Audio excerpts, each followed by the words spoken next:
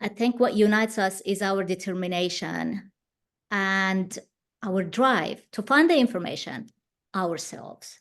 And that's kind of sad, right? It is. It is because, we look at the medical community, for this guidance. And I'm not speaking of every medical professional, because there are lots, we know as ambassadors for the PHC, there are lots of doctors who are enlightened, if you like, into real nutrition.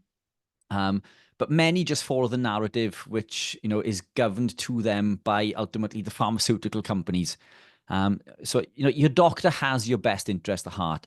It's just the information that they are told, I believe is not 100% beneficial, to say the least.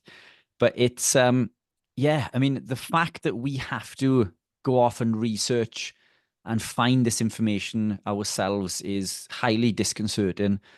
But it's, once you start to question one thing, it seems to open up this, a thousand other doors in regards to other things that you begin to question. Because, in the beginning, it was carbohydrate, and ultimately that's what we're looking at. Even as a type 2 diabetic, we're told we need insulin to lower blood glucose. Well, why not just eat less glucose? Why not eat less carbohydrate? But that seemed alien, and it seemed like a simple question to me, but alien, so it's a case of you need to take more of this hormone to suppress your blood glucose, so you can continue to consume that carbohydrate, that glucose. Whereas the simple answer is just to eat less of it, But and then you start to look at, what cholesterol. We've been heavily misguided in, cholesterol is essential for life. You can't live without cholesterol.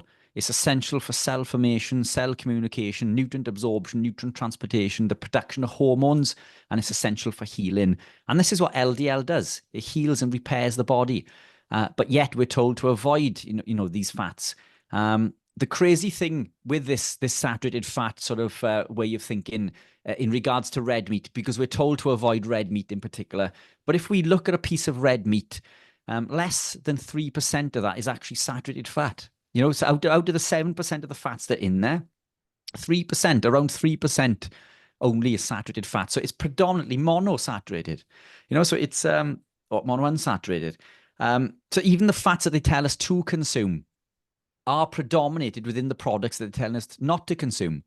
And then there's the salt aspect. We need to avoid salt because this increases blood pressure. What else is there? The grains, consume your whole grains. And when you start to look into the evidence surrounding this, it almost seems that everything that we're told, almost the opposite is true. And it seems to be the case across the board, isn't it, in regards to health and well-being and nutrition.